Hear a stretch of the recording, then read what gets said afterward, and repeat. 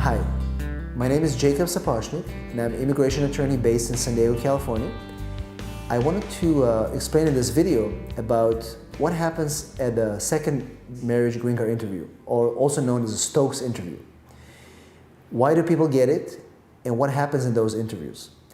Typically, when a couple files a green card petition, a U.S. citizen spouse and a foreign national, the government is trying to determine whether the marriage that they entered into is a bona fide. It's a real marriage. If it's not a bona fide marriage, they cannot get the benefit of the green card and the case will be denied. Typically, when the couple arrives to the interview, the immigration agent will be asking questions, looking at documents, and trying to determine whether the marriage is bona fide or not. In many cases, it's not always easy to determine that the first time, either because the marriage is of short duration or because the couple arrived to the interview with not too many documents. They only have a few bills or just one lease with no other supporting document. So the officer needs more time. He needs more time to determine whether this is a bona fide marriage. In many cases, the couple will be scheduled for a second interview to come back. At that point, at the second interview, in most jurisdictions, the applicants will be separated. So first, they'll get the U.S. citizen spouse or the foreign national, and they'll be questioning them with a list of questions. How did you meet? What have you done last weekend? What do you like to do together? Many questions. Where does your spouse work? What is the name of the supervisor of your spouse?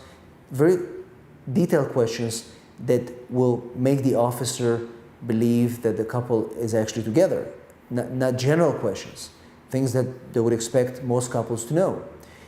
They will also bring back the other party and ask the same questions. And based on the comparing the questions, if the questions are different, or if there are many questions that are not the same, the suspicion will rise and the officer will be more determined to deny the case.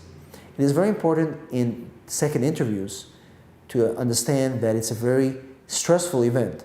And so for couples that spend time together and they're in fact together, it's important to know that even if you don't remember an answer, even if you don't understand the question, it's very important to tell the officer either to repeat the question or to let them know that you don't remember or don't know.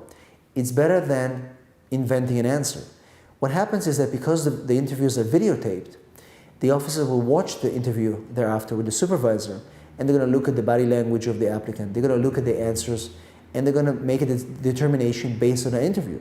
So even if the couples are in fact together, if they're nervous or appear nervous or try to invent an answer, it will lead to a denial and a negative result. My best advice is always to try to answer as best as you can, and if you don't know something, just say you don't know. Many cases, the officers will look at the totality of the answers. It's not just one answer that went bad or two answers or even three. They're going to look at what the couple is doing, what they have together. And even if at the end of their interview, if they're not happy with the answers, they may send somebody to the house. It's very common for in many jurisdictions to send an officer to the home to verify, in fact, after the interview, whether this couple are actually a couple, whether they're in fact living in the same household, just like they said in the interview. So don't worry.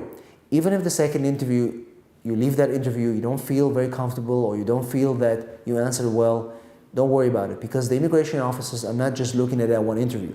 They'll do their research, they may come to the house, and at the end of the day, if you're prepared, you're going to pass. Thank you for watching our video, and if you have any questions, email us, visit our Facebook page or our website, and wish you all success in the United States. Thank you.